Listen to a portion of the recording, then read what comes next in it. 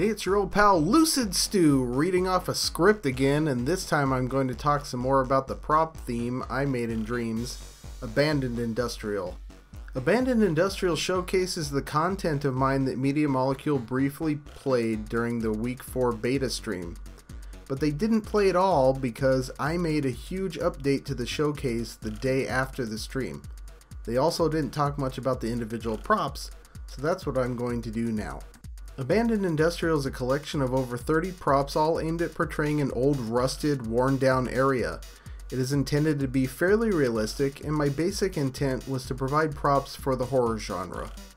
However, lots of people use these props simply to portray portions of modern cities. It also works great if you have any need to portray heavy industry. The collection runs the gamut from floors and walls to an entire rusty pipe system to lighting fixtures. I also have another dozen or so props in the works for when we get back into Dreams. The theme overall is designed so that it is technically possible to use every prop together in the same scene, which is what I do in Abandoned Industrial Showcase. The version of Abandoned Industrial Showcase that Media Molecule played is the entrance area you see here, and then the outdoor courtyard area you enter after going through this pipe-laden walkway. This walkway features many of the props contained in my rusty pipe system. The courtyard area is mostly unchanged, however you may notice a few extra pipes and the green bulkheads ahead.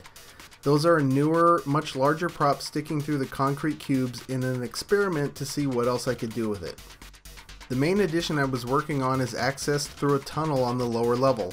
It is a tall cathedral-like warehouse that is approximately 1 kilometer long at scale.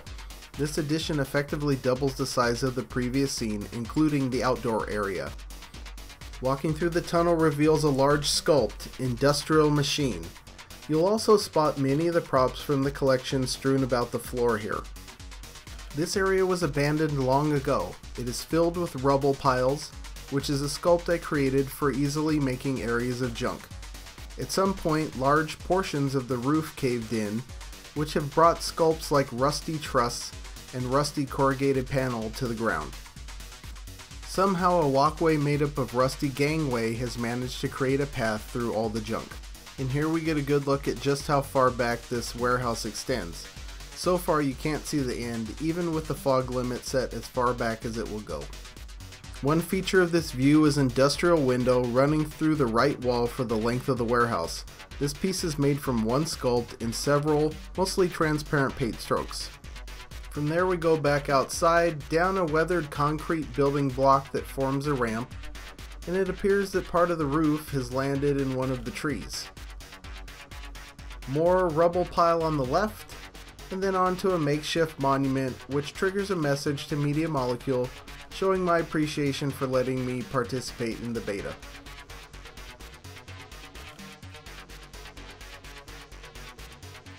The final section is one that I opened up just before I started working on my sci-fi interior theme. An opening heads back into the warehouse to make room for future expansion. My plan is to build a claustrophobic collapsed area which will better showcase the effectiveness of these props in a horror setting. I have also made a few trees and have begun replacing trees in this scene that I did not make with ones that I did make. I will probably keep the birch and Japanese maple by Gofferman because they're both well made and provide a nice punch of color at the start. When Media Molecule played this, Alex indicated that he thought the dynamic lights looked nice but would do a bit more. I did a bit of logic work and was able to create a basic version of the quote nightmare strobes he was looking for. This was accomplished fairly simply with a selector to turn the effect off and on, running to a microchip which ran red coloring to each of the dynamic lights hooked up. They were all also hooked up to an advanced rotator modulated by a signal generator. Lastly, each light has a gyroscope on it so that when the effect is finished, it swings very neatly back into its original position. As with most things I do in Dreams, this will be iterated and fine-tuned over time. In the meantime, enjoy the pretty colors.